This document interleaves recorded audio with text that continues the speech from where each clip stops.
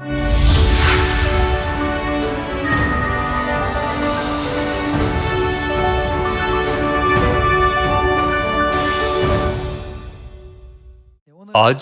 आइए हम एक साथ परमेश्वर के वचन का अध्ययन करें। आइए हम यूहन्ना अध्याय 10 खोले। अध्याय 10 आयत 10। चोर किसी और काम के लिए नहीं परंतु केवल चोरी करने और घात करने और नष्ट करने को आता है। मैं इसलिए आया, जिसका मतलब है कि मसीह इसलिए आए कि वे जीवन पाए और बहुतायत से पाए। दूसरे शब्दों में यीशु ने कहा, मैं उद्धार देने के लिए इस पृथ्वी पर आया हूं। आइए हम लूका अध्याय 19 आयत 10 देखें। यह कहता है, क्योंकि मनुष्य का पुत्र खोए हुओं को ढूंढने और उनका उद्धार करने आया है। यूहन्ना अध्याय 10 में यीशु ने कहा, मैं जीवन देने आया हूं। लूका अध्याय 19 में उन्होंने कहा, क्योंकि मनुष्य का पुत्र खोए हुओं को ढूंढने और उनका उद्धार करने आया है। आइए हम इब्रानियों अध्याय 9 में एक नजर डालें। इब्रानियों अध्याय 9 आयत 28।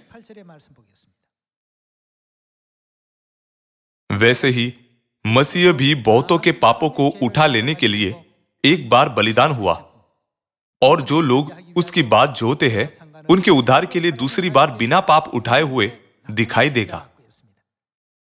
यीशु के पहले आगमन पर वह मानव जाति के पापों को उठा लेने के लिए आए। यीशु के दूसरे आगमन पर वह इस पृथ्वी पर उद्धार देने के लिए दिखाई देंगे। यूहन्ना 10, लूका 19 और इब्रानियों 9 इस पर लगातार जोर देते हैं कि मसीह पृथ्वी पर उद्धार देने के उद्देश्य से आते हैं। तब मसीह ने इस पृथ्वी पर उद्धार देने के लिए क्या किया? मरकुस अध्याय 1 में हम देख सकते हैं कि बोर को दिन निकलने से बहुत पहले मसीह ने प्रार्थना की, और वह बोर के समय से सुसमाचार का प्रचार करते थे। चूंकि हम नहीं जानते कि कैसे उद्धार पाए, इसलिए मसीह ने हमें वह मार्ग दिखाया है।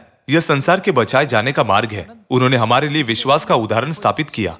आइए मरकुस अध्याय 1 आयत 35 पर चले।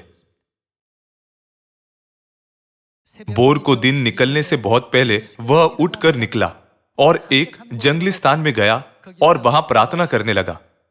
तब शमौन और उसके साथी उसकी खोज में गए। जब वह मिला तो उससे कहा, सब लोग तुझे ढूंढ रहे हैं। उसने उनसे कहा, आओ हम और कहीं आसपास की बस्तियों में जाएं, कि मैं वहां भी प्रचार करूं, क्योंकि मैं इसीलिए निकला हूं। मसीह जब इस पृथ्वी पर उद्धार देने आए, उन्होंने प्रचार किया। तब हम पापी कैसे संसार को बचा सकते हैं? चूंकि हमें संसार को बचाने का मार्ग नहीं पता, इसलिए यीशु न केवल अपने पहले आगमन पर लेकिन अपने दूसरे आगमन पर भी इस पृथ्वी पर हमारे लिए उदाहरण स्थापित करने आए। मरकुस की पुस्तक के माध्यम से हम यीशु के द्वारा स्थापित किए गए उदाहरण को देख सकते हैं। आइए हम मत्ती अध्याय 28 के द्वारा इस आज्ञा की पुष्टि करें। आइए मत्ती अध्याय 28 आयत 18 पर चले।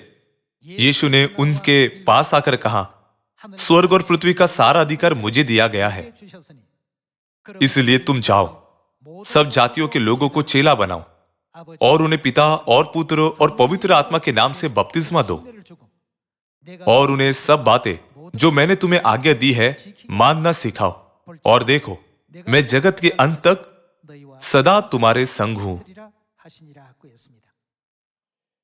यीशु ने हमें आज्ञा दी कि इस तरह से समस्त संसार को चंगा करो। अब सुसमाचार अनेक आत्माओं को प्रचार किया जा रहा है, और वे बपतिस्मा और मन फिराव के माध्यम से पिता और माता की ओर आ रही है। ऐसे अर्थपूर्ण कार्य अब सब जगह पूरे विश्व भर में हो रहे हैं।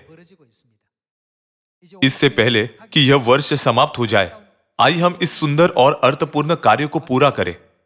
आइए हम वह बने जो स्वर्ग हमारे अनंत घर वापस जाने के लिए पूरी तरह से तैयार है। मैं आज के उपदेश को समाप्त करना चाहूंगा। आपका बहुत धन्यवाद।